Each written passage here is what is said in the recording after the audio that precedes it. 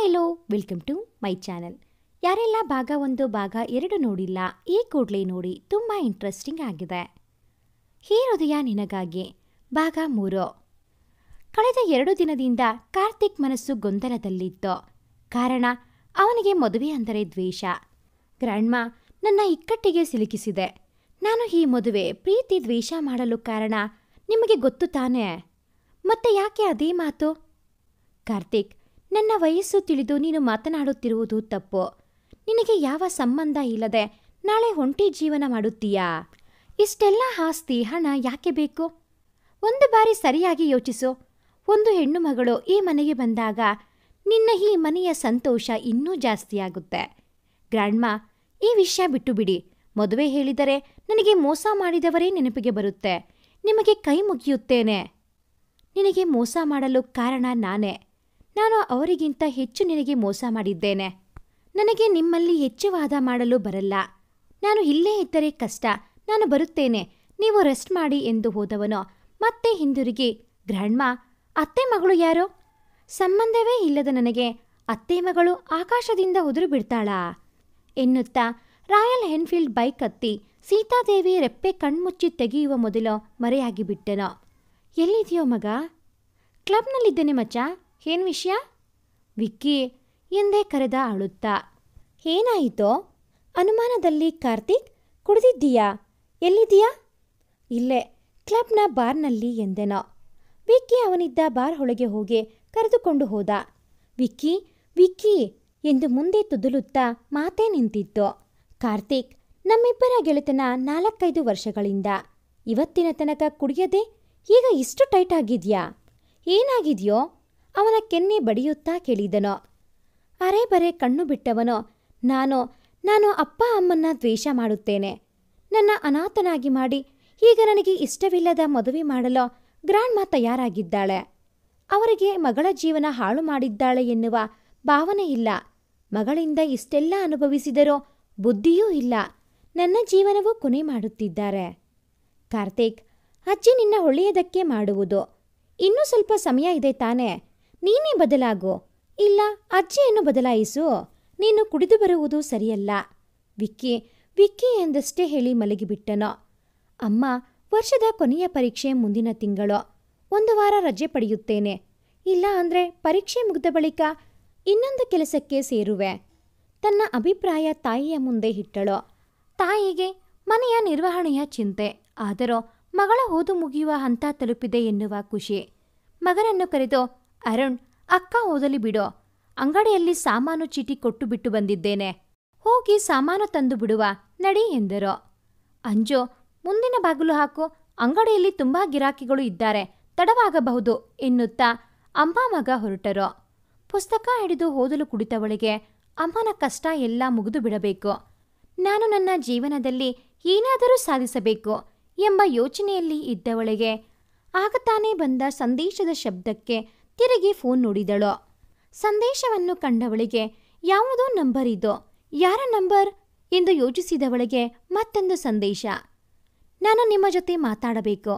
ಯಾರು ನೀವು ಎಂದಳು. ಆ ನಂಬರ್ಗೆ ಹಿಂದಿರುಗಿಸಿ ಸಂದೇಶ ಕಳುಹಿಸಿದಳು. ಕರೆ ಬಂದರೂ ಸ್ವೀಕರಿಸದೆ ಭಯದಲ್ಲಿ ಕುಳಿತಳು.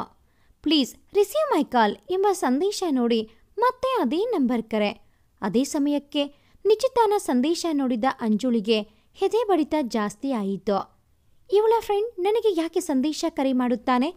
ಸ್ವಲ್ಪನೂ ಯೋಚನೆ ಮಾಡದೆ ನನ್ನ ನಂಬರ್ ಕೊಟ್ಟು ಬಿಟ್ಟಿದ್ದಾಳೆ. ಕೂಡಲೇ ನಿಶ್ಚಿತಾಗೆ ಕರೆ ಮಾಡಿದಳು. ನಿಶು, ಏನು ಅನ್ಕೊಂಡಿದೀಯಾ? ನಿನ್ನ ಫ್ರೆಂಡ್ಗೆ ನನ್ನ ನಂಬರ್ ಕೊಡಲು ಏನಾದರೂ ಕಾರಣವಿತ್ತಾ? ಸುಖ ಸುಮ್ಮನೆ ನಂಬರ್ ಕೊಟ್ಟು ನನಗೆ ರಗಳೆ ತರಬೇಡ ಎಂದಷ್ಟೇ ಹೇಳಿ ಕರೆ ಸ್ವಗತಗೊಳಿಸಿದಳು. ನಿಶಿಗೆ ಶಾಕ್ ಆದ ಪರಿಸ್ಥಿತಿ. ಯಾವತ್ತೂ ಹೆಚ್ಚು ಮಾತನಾಡದವಳು ನಂಬರ್ ಕೊಟ್ಟ ವಿಷಯಕ್ಕೆ ಇಷ್ಟು ಮಾತು ಹಾಗೂ ಕೋಪ. ಅವನಾಗಿ ಕೇಳಿದ್ದೋ, ನನಗೆ ಅಷ್ಟು ಗೊತ್ತಿಲ್ವಾ? ಡಬ್ಬ ನನ್ನ ಮಗ. ಆ ಸಾದಾ ಸೀದಾ ಅಂಜು ಹಿಂದೆ ಬಿದ್ದು ಟೈಮ್ ವೇಸ್ಟ್ ಮಾಡುತ್ತಾನೆ ಎಂದು ನಿಶು ಕರೆ ಮಾಡಿ ಬೈದಳು. ಅರ್ಧ ಗಂಟೆಯಾದರೂ ಅಪರಿಚಿತ ಕರೆ, ಸಂದೇಶ ಬರದೇ ಇರುವುದು ನೋಡಿ ಅಂಜುಗೆ ಹಬ್ಬ, ಕೊನೆಗೂ ಒಂಚೂರು ಮಾತಾಡಿ ಎಲ್ಲ ನಿಲ್ಲಿಸಿದೆ. ಇಲ್ಲದೇ ಇದ್ದಿದ್ದರೆ ನನ್ನ ಕತೆ ಅಷ್ಟೇ ಎಂದೆನಿಸಿತು. 10 ನಿಮಿಷದ ನಂತರ ಅಪರಿಚಿತನ ಕರೆ ನೋಡಿದವಳಿಗೆ ಸ್ವೀಕರಿಸದೇ ಹೋದರೆ ಪದೇ ಪದೇ ಇದೇ ರಾಗ. ಅಮ್ಮನಿಗೆ ಗೊತ್ತಾಗುತ್ತೆ. ಅದಕ್ಕಿಂತ ಅಮ್ಮ ಬರುವ ಮೊದಲೇ ಈ ಕತೆ ಮುಗಿಸಬೇಕು ಎಂದೆನಿಸಿ, ಯಾರೇ ನೀವು? ನಿಶು ನಂಬರ್ ಕೊಟ್ಟ ಕೂಡಲೇ ನೀವು ಕರೆ ಮಾಡಿ ತೊಂದರೆ ಕೊಡುವುದು ಸರಿಯಲ್ಲ ಎಂದಳು. ಒಂದೇ ಸಮನೆ ಪಟಪಟ ಮಾತನಾಡುತ್ತೀಯಾ? ನಿಮ್ಮ ಅಮ್ಮ ಚೆನ್ನಾಗಿ ಮಾತು ಕಲಿಸಿದ್ದಾರೆ. ನೀನು ಯಾರೆಂದು ನನಗೆ ಗೊತ್ತು, ಹಾಗಾಗಿ ನಿನಗೆ ಫೋನ್ ಮಾಡಿದೆ. ಅಷ್ಟಕ್ಕೆ ಕ್ಲೋಸ್ ಫ್ರೆಂಡ್ಗೆ ಬೈದು ಕಾಯಿ ಹಣ್ಣು ಮಾಡಿಬಿಟ್ಟೆ. ಹಣ್ಣು ಕಾಯಿ ನೀನೇ ಇಟ್ಕೋ. ನೀನು ಯಾರೆಂದು ನಿನ್ನ ಜೊತೆ ನನ್ನ ಮಾತು? ಅವಳ ಹಠ ಆತ ಯಾರೆಂದು. ಹೋ, ನನ್ನ ಮೊಲದ ಮರಿಗೆ ಕೋಪ ಬೇರೆ ಬರುತ್ತಾ? ಐ ಲೈಕ್ ಯುವರ್ ಹ್ಯಾಂಗ್ರಿ ಫೇಸ್. ನಿನ್ನ ಮುಂದೆ ನಾನು ಇದ್ದರೆ ನಿನ್ನ ಕೆಂಪಾದ ಗಲ್ಲವನ್ನು ಚಿವುಟು ಬಿಡುತ್ತಿದ್ದೆ. ನೋಡು, ಮೊಲ ಆಮೆ ಹೇಳಿದರೆ ನಿನ್ನ ಸಿಗಿದು ಬಿಡುವೆ. ಮೊದಲು ಯಾರೆಂದು ಹೇಳು. ಅಲ್ಲಮ್ಮ, ಒಂದು ಮಾತು ನನ್ನದು. ಅಷ್ಟಕ್ಕೆ ನೀನು ನನ್ನ ಸಿಗಿದು ಬಿಡುವಷ್ಟು ಕೋಪ. ಯಾವ ಮಟನ್ ಶಾಪ್ನಲ್ಲಿ ಕೆಲಸ ಮಾಡುವೆ? ಅಂಜೋಳ ಕಾಲೆಳೆಯುವ ಕೆಲಸ ಮಾಡಿಬಿಟ್ಟ ಆತ. ಆತನ ಮಾತು ಕೇಳಿ, ನೋಡು, ನೀನು ಯಾರೆಂದು ಗೊತ್ತಿಲ್ಲ. ದಯವಿಟ್ಟು ನನಗೆ ಕೋಪ ಬರಿಸುವ ಮಾತು ಆಡಬೇಡ. ನನಗೆ ಎಕ್ಸಾಮ್ಸ್ ಇದೆ, ತೊಂದರೆ ಕೊಡಬೇಡ ಎಂದಳು. ನನಗೆ ನೀನು ಯಾರೆಂದು ಗೊತ್ತು. ಸರಿ, ಎಕ್ಸಾಮ್ಸ್ ಆಗಲಿ, ಆಮೇಲೆ ದಿನಾ ನಿನ್ನ ಫೋನ್ ಮಾಡುವೆ. ಚೆನ್ನಾಗಿ ಓದು ನನ್ನ ಮೊಲದ ಮರಿ ಎಂದನು. ಕರೆ ಸ್ವಗಿತವಾದರೂ ಅಂಜುಗೆ ಆತನ ದನಿ, ನಗು ಮತ್ತೆ ಮತ್ತೆ ಕಾಡಿತು. ತಟ್ಟನೆ ಆ ಯೋಚನೆಯಿಂದ ಹೊರಬಂದವಳು, ಅಯ್ಯೋ ರಾಮ, ಇದೇ ತಲೆಯಲ್ಲಿ ಇದ್ದರೆ ನನ್ನ ಪರೀಕ್ಷೆ ಎಲ್ಲ ಮಣ್ಣು ಪಾಲೋ. ಮೊಲದ ಮರಿ, ನಿನ್ನ ಕೋಪದ ಮುಖ ಮತ್ತೆ ಮತ್ತೆ ನನ್ನ ಕಾಡುತ್ತಿದೆ. ನಿನ್ನ ಎದುರಿಗೆ ಈಗಲೇ ಬಂದು ನಿನ್ನ ಮುದ್ದು ಮಾಡಬೇಕು. ಬೇಡ ಬೇಡ, ಸ್ವಲ್ಪ ಕಾಡಿಸಿ ಆಮೇಲೆ ನೀನೇ ನನ್ನ ಹುಡುಕಬೇಕು ಎನ್ನುತ್ತಾ ನಕ್ಕನು ಆತ. ಸೀತಾದೇವಿ ಬೆಳಗ್ಗೆ ಪೇಪರ್ ಹಿಡಿದು ಓದುತ್ತಿರುವಾಗ ಯಾವುದೇ ಆಸಕ್ತಿ ಇಲ್ಲದೆ ಅವರ ಪಕ್ಕದಲ್ಲಿ ಬಂದು ಕುಳಿತುಕೊಂಡ ಮುದ್ದಿನ ಮೊಮ್ಮಗನಿಗೆ, ಕಾರ್ತಿಕ್, ನಿನ್ನೆ ಕುಡಿದು ಬಂದು ಯಾರನ್ನು ಉದ್ಧಾರ ಮಾಡಲು ಹೊರಟಿದ್ದೀಯಾ? ಗ್ರ್ಯಾಂಡ್ಮಾ, ಪ್ಲೀಸ್, ನನಗೆ ತಲೆನೋವು. ಕುಡಿದು ಮುಗಿದು ಹೋದ ನಿನ್ನೆ ಮತ್ತೆ ಮತ್ತೆ ಅದನ್ನೇ ನೆನಪಿಸಬೇಡಿ. ನಿನ್ನ ಅಪ್ಪನೂ ಕುಡಿದು ಹೋದ. ರಕ್ತ ಸಂಬಂಧದ ಬೇಡದ ಬುದ್ಧಿ ಮಾತ್ರ ಬಿಡಲ್ಲ. ನಿನಗೂ ಈಗಲೇ ಕುಡಿಯುವ ಚಟ ಬಂದು ಬಿಟ್ಟಿದೆ. ಕೋಪದ ಅವಸರದಲ್ಲಿ ಸೀತಾದೇವಿ ಮಾತು ಕೇಳಿದ ಕಾರ್ತಿಕ್, ಗ್ರ್ಯಾಂಡ್ಮಾ ಎಂದು ಜೋರಾಗಿ ಕಿರ್ಚುಬಿಟ್ಟ. ನಾನು ದ್ವೇಷ ಮಾಡುವ ಹೆಸರು ಮತ್ತೆ ಮತ್ತೆ ಹೇಳಿದರೆ ನಿನಗೆ ಸಂತೋಷ ಕೊಡುತ್ತಾ? ಇವತ್ತಿನಿಂದ ಅದೇ ಹೇಳು, ದಿನಾ ಕುಡಿದು ಬರುವೆ. ಕಾರ್ಕಿ ಹಿಡಿದು ಹೊರಟು ನಿಂತ. ಕಾರ್ತಿಕ್, ನಿನ್ನ ವಯಸ್ಸಿಗೆ ಮಿತಿ ಮೀರಿದ ಕೋಪ, ಹಠ ಇದು ಒಳ್ಳೆಯದಲ್ಲ. ಗ್ರ್ಯಾಂಡ್ಮಾ, ನಾನು ಅನಾಥ. ನಿಮ್ಮ ಈ ಅರಮನೆ, ದುಡ್ಡು ಎಲ್ಲ ಹಾಳು. ನನ್ನ ಬದುಕು ಹಾಳು ಮಾಡಲು ಕಾರಣ ನೀವೇ, ಅದು ಮರೆಯಬೇಡಿ ಎಂದನು. ಹೊರಟವನು ಹೋದ. ಆದರೆ ಅವನ ಮಾತು ಸೀತಾದೇವಿಗೆ ಚೂರಿಯಿಂದ ಹಿರಿದು ಮನಸ್ಸನ್ನು ಛಿದ್ರಗೊಳಿಸಿತು. ಹೌದು, ನಿನಗೆ ನಿನ್ನ ಹೆತ್ತವರ ಕೋಪಕ್ಕೆ ಕಾರಣ ನಾನು. ನಿನ್ನ ಅನಾಥ ಭಾವನೆ ಬರಲು ನಾನೇ ಕಾರಣ. ಕುರ್ಚಿಯಲ್ಲಿ ಕುಳಿತು ನೆನಪಿನ ಅಂಗಳಕ್ಕೆ ಜಾರಿದರು. ನೆನಪಲ್ಲಿ ಸಿಗುವುದು ಬರೀ ಕಣ್ಣೀರು. ಅದೇ ನೋವಿಗೆ ಪರಿಹಾರನಾ? ಅಮ್ಮವ್ರೇ ಎಂದು ಕರೆದರೂ ಕೇಳದೆ ಹೋದರು. ರಂಗಣ್ಣ ಕೈಯಲ್ಲಿ ಇದ್ದ ಖಾಲಿ ತಟ್ಟೆ ಕೆಳಗೆ ಹಾಕಿದರು. ಆ ಸದ್ದಿಗೆ ಎಚ್ಚರಗೊಂಡು ಸೀತಾದೇವಿ, ರಂಗಣ್ಣ, ನಿಮ್ಮನ್ನು ಯಾವತ್ತಾದ್ರೂ ಬೇರೆಯವರು ಎಂದು ನೋಡಿದ್ದೇನಾ ಎಂದರು. ಅವರ ವಿಚಿತ್ರ ಪ್ರಶ್ನೆ ರಂಗಣ್ಣನಿಗೆ ಉತ್ತರ ಕೊಡಲು ಕಷ್ಟ. ಅಮ್ಮವ್ರೇ, ನಿಮ್ಮಿಂದ ನಮ್ಮ ಕುಟುಂಬ ಆರಾಮಾಗಿದ್ದೇವೆ. ಯಾಕಿಂತ ಪ್ರಶ್ನೆ ಅಮ್ಮವ್ರೇ? ನನ್ನ ಕಂದ ಇವತ್ತು ಅನಾಥ ಅಂದುಬಿಟ್ಟ. ನೋಡಿ ರಂಗಣ್ಣ, ನನ್ನ ಮಗಳು ತಪ್ಪು ಹೆಜ್ಜೆ ಇಟ್ಟಾಗ ಸರಿ ಮಾಡಲು ಹೋದೆ. ಆದರೆ ಅವಳು ಮಾಡಿದ್ದು ಅನಾಹುತ. ಕಾರ್ತಿಕ್ಗೆ ಹೇಳಿದ್ದು ಅರ್ಧ ಸತ್ಯ. ಆದರೆ ಪೂರ್ತಿ ಸತ್ಯ ಗೊತ್ತಾದರೆ ಏನು ಮಾಡುವ ಎಂಬ ಭಯ. ಅಮ್ಮವ್ರೇ, ಚಿಕ್ಕ ಯಜಮಾನ್ರಿಗೆ ಇನ್ನೂ ಸಣ್ಣ ವಯಸ್ಸು, ಸರಿ ಹೋಗುತ್ತಾರೆ. ನೀವು ಬನ್ನಿ, ಅಡಿಗೆ ಸಿದ್ಧವಾಗಿದೆ. ಕಾರ್ತಿಕ್ ಕಾರ್ನಲ್ಲಿ ಎಷ್ಟು ದೂರ ಬಂದ ಎಂದು ಅವನಿಗೇ ತಿಳಿಯಲಿಲ್ಲ. ತರಕಾರಿ ಚೀಲ ತುಂಬಿ ಬರುತ್ತಿದ್ದ ಮಹಿಳೆ ಕಾರ್ ಬರುವುದು ನೋಡದೆ ರಸ್ತೆ ದಾಟಿದರು. ಬಿರುಬಿಸಿಲಿಗೆ ತಲೆ ತಿರುಗಿದ ಅನುಭವ. ಎದುರಿಗೆ ಬರುವ ಕಾರ್ ಡಿಕ್ಕಿ ಹೊಡೆದು ಬಿದ್ದರು. ತರಕಾರಿ ರಸ್ತೆಯೆಲ್ಲ ಚೆಲ್ಲಾಪಿಲ್ಲಿಯಾಗಿ ಬಿತ್ತು. ರಕ್ತದ ಮಡುವಿನಲ್ಲಿ ಹುಬ್ಬಂಟಿ ಮಹಿಳೆ ಬಿದ್ದರು. ಕಾರ್ನಿಂದ ಇಳಿದ ಕಾರ್ತಿಕ್ ಆ ಮಹಿಳೆಯನ್ನು ನೋಡಿ ಭಯದಿಂದ ಕೈಕಾಲು ನಡುಗುತ್ತವೆ. ಅಂಗಡಿ ಮಾಲೀಕ ಹಾಗೂ ಅಂಗಡಿಯ ಹುಡುಗ ಓಡಿ ಬಂದು, ಅಯ್ಯೋ ಗೌರಿಯಮ್ಮ ಎಂದ ಒಂದೇ ಉಸಿರಿಗೆ ಅಂಗಡಿ ಹುಡುಗ. ಏನ್ರಿ ನೋಡುತ್ತಾ ನಿಂತಿದ್ದೀರಾ? ಮೊದಲು ಹಾಸ್ಪಿಟಲ್ಗೆ ಕರೆದುಕೊಂಡು ಹೋಗಿ ಎಂದರು ಅಂಗಡಿ ಮಾಲೀಕ. ಇಬ್ಬರೂ ಎತ್ತಿ ಕಾರ್ನಲ್ಲಿ ಹಾಕಿದರು. ಸರ್, ತಪ್ಪು ನನ್ನದೇ. ದಯವಿಟ್ಟು ಈ ಕಾರ್ ನೀವೇ ಓಡಿಸಿ, ನನ್ನ ಕೈ ನಡುಗುತ್ತಿದೆ. ಅಂಗಡಿ ಮಾಲೀಕ ಹುಡುಗನಿಗೆ, ಗೌರಿ ಮನೆಗೆ ಕರೆ ಮಾಡಿ ತಿಳಿಸು, ನಾನು ಇವರೊಂದಿಗೆ ಹೋಗುವೆ. ಅಂಗಡಿ ಜೋಪಾನ ಎಂದು ಹೇಳಿ ಹೊರಟರು. ಗೌರಿಗೆ ತಲೆಗೆ ಹಾಗೂ ಕಾಲಿಗೆ ಪೆಟ್ಟಾಗಿತ್ತು. ಡಾಕ್ಟರ್ ಅವರನ್ನು ಪರೀಕ್ಷೆ ಮಾಡಿ ಒಂದು ಬಾಟಲಿ ರಕ್ತ ಕೊಡಬೇಕು. ರಿಪೋರ್ಟ್ ನೋಡಿ ಹೋ ಪಾಸಿಟಿವ್ ರಕ್ತ ಬೇಕು ಎಂದು ಲ್ಯಾಬ್ಗೆ ಫೋನ್ ಮಾಡಿದ್ದರು. ಆಗಷ್ಟೇ ಖಾಲಿಯಾಗಿದೆ ಎಂಬ ಉತ್ತರ ಲ್ಯಾಬ್ನವರದ್ದು. ಹೊರಗೆ ನಿಂತ ಕಾರ್ತಿಕ್ ಡಾಕ್ಟರ್ ಹೇಳಿದ ಮಾತು ಕೇಳಿ ತಾನೇ ರಕ್ತ ಕೊಡಲು ಸಿದ್ಧನಾದನು. ಅಂಜು ಅರುಣ್ ಹಾಸ್ಪಿಟಲ್ ಯಾವುದೆಂದು ಕೇಳಿ ಅಲ್ಲಿಗೆ ಬಂದರು. ಅಂಗಡಿ ಮಾಲೀಕ ಅವರಿಗೆ ಸಮಾಧಾನ ಮಾಡಿ ಅಲ್ಲಿಂದ ತೆರಳಿದರು. ಸ್ವಲ್ಪ ಸಮಯದಲ್ಲಿ ಗೌರಿಗೆ ರಕ್ತ ಕೊಟ್ಟು ಇಂಜೆಕ್ಷನ್ ಕೊಟ್ಟ ಡಾಕ್ಟರ್ ಅಂಜುಳನ್ನು ಕರೆದು 1 ಗಂಟೆ ಎಚ್ಚರವಾಗಬಹುದು, ನಾಳೆ ಬೆಳಿಗ್ಗೆ ಡಿಸ್ಚಾರ್ಜ್ ಮಾಡುತ್ತೇವೆ ಎಂದರು. ಆಯಿತು ಎಂದು ಹೇಳುತ್ತಾ ಕಣ್ಣೀರು ಒರೆಸಿ ಹೊರಗಡೆ ಬಂದು ತಮ್ಮನನ್ನು ಅಪ್ಪಿಕೊಂಡು ಕುಳಿತಳು. ಅರುಣ್ ಅಮ್ಮನಿಗೆ ಏನೂ ಆಗಲ್ಲ, ನಾಳೆ ಮನೆಗೆ ಕಳುಹಿಸುತ್ತಾರೆ ಎಂದಳು. ಅಕ್ಕ, ಅಮ್ಮ ಹುಷಾರಾದರೆ ಸಾಕು, ನನಗೆ ಒಂದ್ಸಲ ಅಮ್ಮನನ್ನು ನೋಡಬೇಕು ಎಂದನು ಅಳುತ್ತಾ. ಅರುಣ್, ಅಳು ನಿಲ್ಲಿಸು, ರಾತ್ರಿಯಾಗಿದೆ, ಊಟ ಮಾಡುವ, ಕ್ಯಾಂಟೀನ್ಗೆ ನಡೆ ಎಂದಳು. ಅಕ್ಕ, ಊಟ ಮಾಡಲು ದುಡ್ಡು ಇದೆಯಾ? ಇದೆ ಬಾ ಎಂದಳು. ಅಕ್ಕ, ಅಮ್ಮನ್ನ ನಾಳೆ ಮನೆ ಕಳುಹಿಸುವಾಗ ದುಡ್ಡು ಕಟ್ಟಲು ಹೇಳಿದರೆ ಏನು ಮಾಡುವುದು ಎಂದನು. ಏನೋ ಗೊತ್ತಿಲ್ಲ, ದೇವರೇ ದಾರಿ ತೋರಿಸಬೇಕು. ಎದುರಿನಲ್ಲಿ ಕಾರ್ತಿಕ್ ಬರುತ್ತಿದ್ದನು. ಅವನನ್ನು ನೋಡಿದಳು ಅಂಜು. ಕಾರ್ತಿಕ್ ಅವಳನ್ನ ನೋಡಿ ಬೇಗ ಬೇಗನೆ ಹೆಜ್ಜೆ ಹಾಕಿದರು. ಅಂಜು ತಮ್ಮನ ಕೈ ಹಿಡಿದು ಎಳೆದುಕೊಂಡು ಹೋದಳು. ಕಾರ್ತಿಕ್ಗೆ ಅವರು ಹೋದ ಕಡೆ ಗೊತ್ತಾಗದೆ ಗೌರಿ ಇದ್ದ ವಾರ್ಡ್ ಹೊರಗಡೆ ಕುಳಿತುಕೊಂಡನು. ಊಟ ಮುಗಿಸಿ ಬಂದ ಅಕ್ಕ ತಮ್ಮನಿಗೆ ಎದುರಿಗೆ ಸಿಕ್ಕದ್ದು ವಾರ್ಡ್ ನರ್ಸ್. ಸಿಸ್ಟರ್, ನಮ್ಮ ಅಮ್ಮ ಹೇಗೆ ಇದ್ದಾರೆ? ನಿಮ್ಮ ಅಮ್ಮ ಸ್ವಲ್ಪ ವೀಕ್ ಆಗಿದ್ದಾರೆ.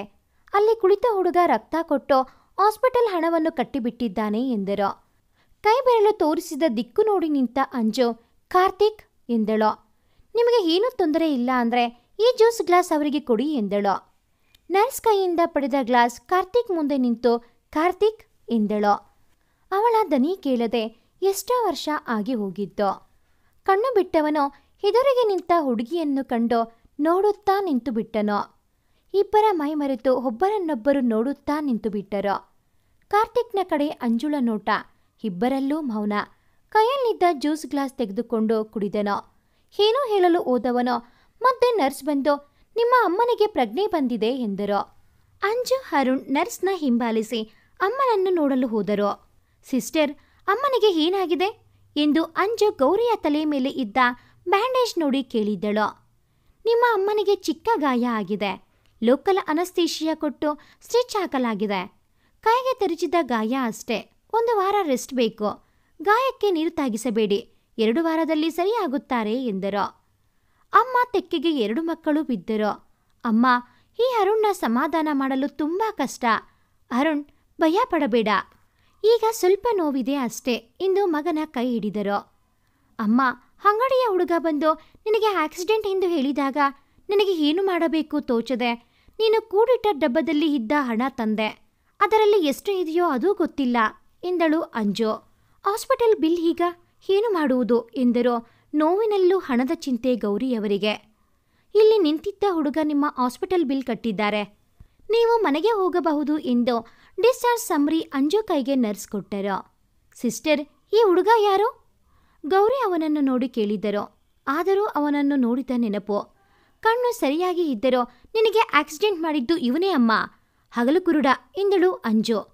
ಒಂದು ಮಾತು ಎತ್ತದೆ ಸುಮ್ಮನೆ ಅಂಜುಳ ಮಾತನ್ನು ಕೇಳಿದ್ದನು. ಆಂಟಿ, ನೀವು ಒಪ್ಪುವುದಾದರೆ ನಾನೇ ನಿಮ್ಮ ಮನೆಗೆ ಡ್ರಾಪ್ ಮಾಡುತ್ತೇನೆ ಎಂದನು. ಕಾರ್ತಿಕ್ ಹೇಳಿದ ಮಾತು ಸರಿ ಎನಿಸಿ ಮನೆ ಕಡೆ ಹೊರಟರು. ಮನೆ ಬಳಿ ಕಾರ್ನಿಂದ ಇಳಿದ ಗೌರಿ ಕಾರ್ತಿಕ್ನ ಮನೆ ಒಳಗೆ ಕರೆದರು. ಆತ ಪ್ರೀತಿಯಿಂದ ನಿರಾಕರಿಸಿ ಮತ್ತೊಮ್ಮೆ ಬರುತ್ತೇನೆ ಎಂದ. ಆಗ ತಾನೇ ವಿಕ್ಕಿ ಫೋನ್ ಮಾಡಿದ್ದರಿಂದ ಫೋನ್ ಹಿಡಿದು ಮಾತನಾಡುತ್ತಿದ್ದೆನೋ. ಮನೆಯೊಳಗೆ ಬಂದ ಅಂಜು, ಅರುಣ್, ಅಮ್ಮನ್ನ ಹಿಡಿದು ಕೋಣೆಗೆ ಕರೆದುಕೊಂಡು ಹೋಗು, ಮೆಡಿಸಿನ್ ಬ್ಯಾಗ್ ಕಾರ್ನಲ್ಲೇ ಮರೆತುಬಿಟ್ಟೆ ಎನ್ನುತ್ತಾ ಹೊರಗಡೆ ಹೋದಳು. ಕಾರ್ತಿಕ್ ಕಾರಿನ ಗ್ಲಾಸ್ ಹಾಕಿ ಫೋನ್ ಮಾತನಾಡುತ್ತಿದ್ದನು. ಅದನ್ನು ಕಂಡ ಅಂಜು, ಯಪ್ಪ, ನಾನು ನೇರವಾಗಿ ಮೆಡಿಸಿನ್ ತೆಗೆದುಕೊಂಡು ಹೋಗುತ್ತಿದ್ದೆ.